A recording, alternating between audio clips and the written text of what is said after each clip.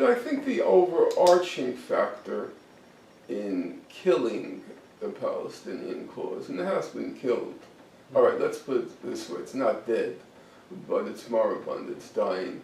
The main factor, in my opinion, has been that it has lost, it's been exhausted of all of its idealism. It's now extremely corrupt. There's very little in the way of collective solidarity.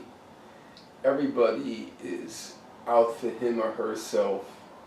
Everybody has a little shop to open up in order to make money. And it's concentrated, this corruption is concentrated in the leadership. I don't really condemn Hamas's leadership because I don't think they were ever given a chance. They were, relatively speaking, they were a clean organization when they got elected in January 2006, the parliamentary elections. And you know, they would almost certainly have made errors on coming into power, but they were never given a chance.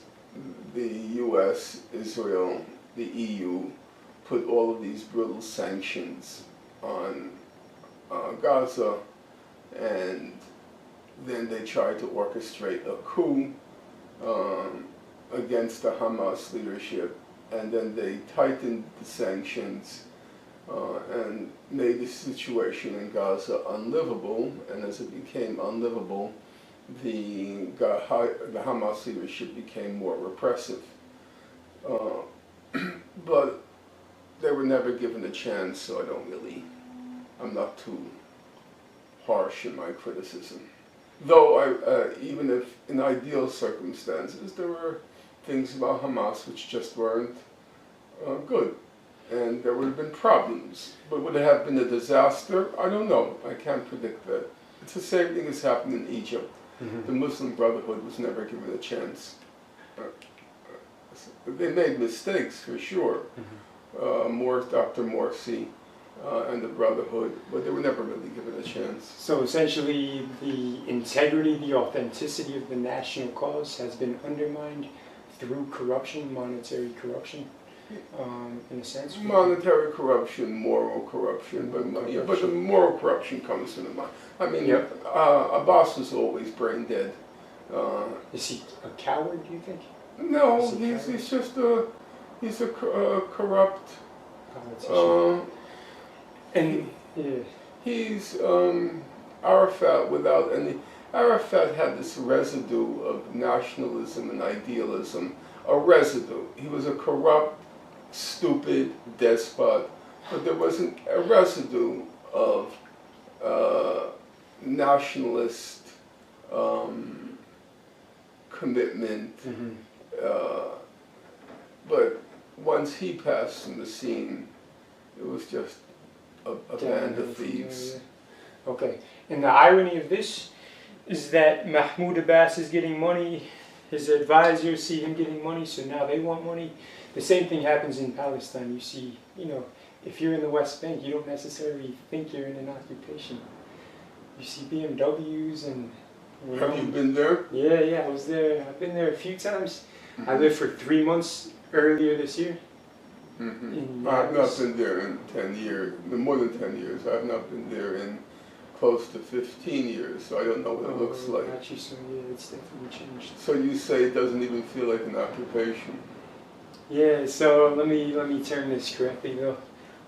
So essentially, you don't feel the occupation in Nablus, because that's where I lived, on a day-to-day basis.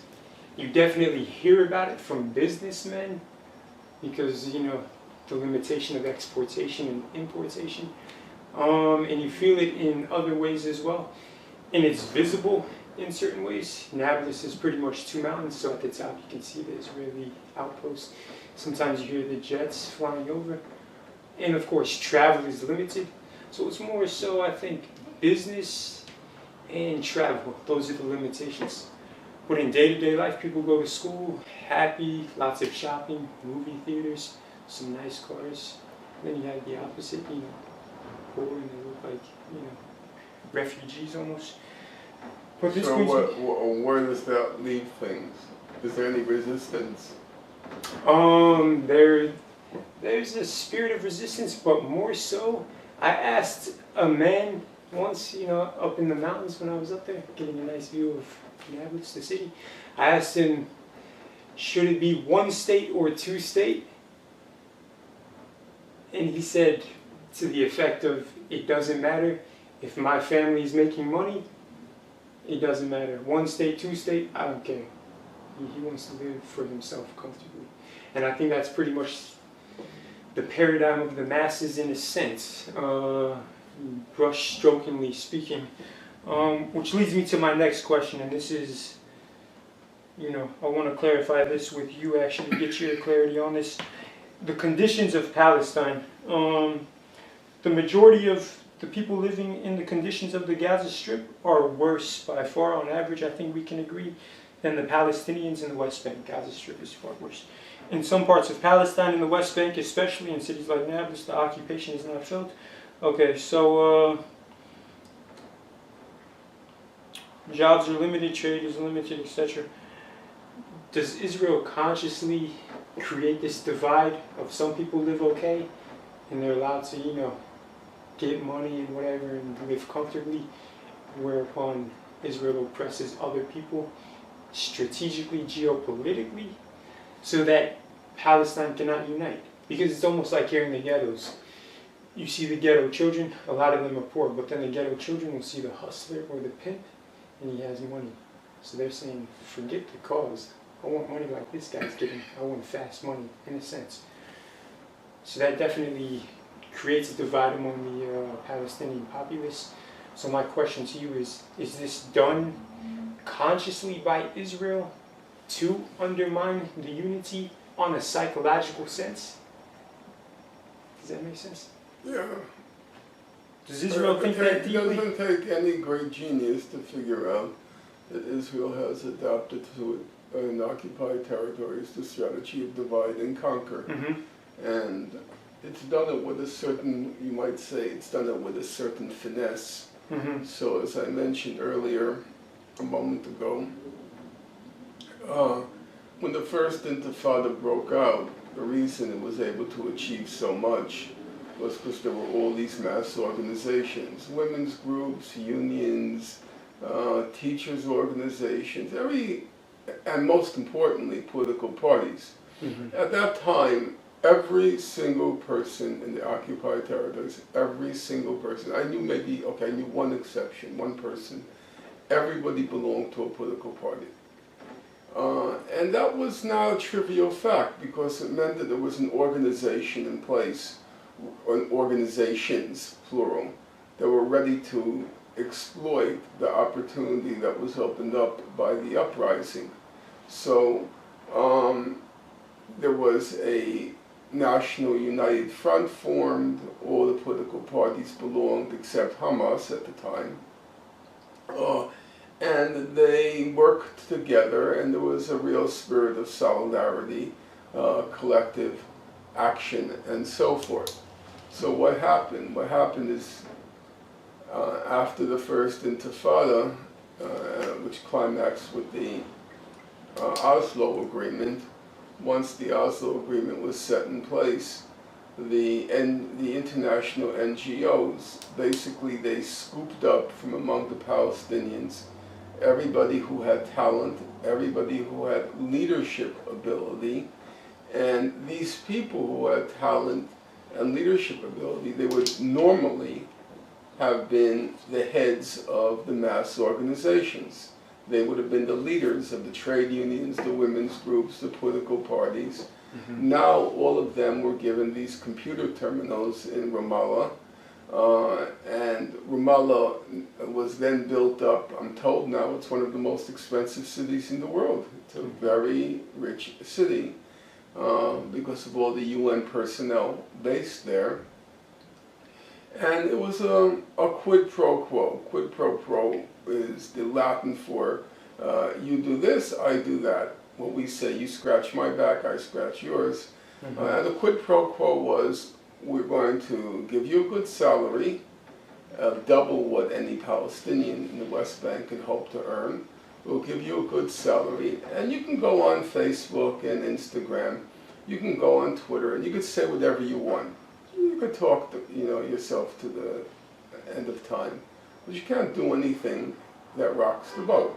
If you do anything that rocks the boat, you're finished, and that good life in Ramallah is over, and you're back in the refugee camp in Jabalia, or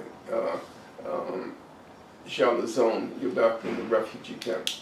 And so all of the potential leaders were neutered.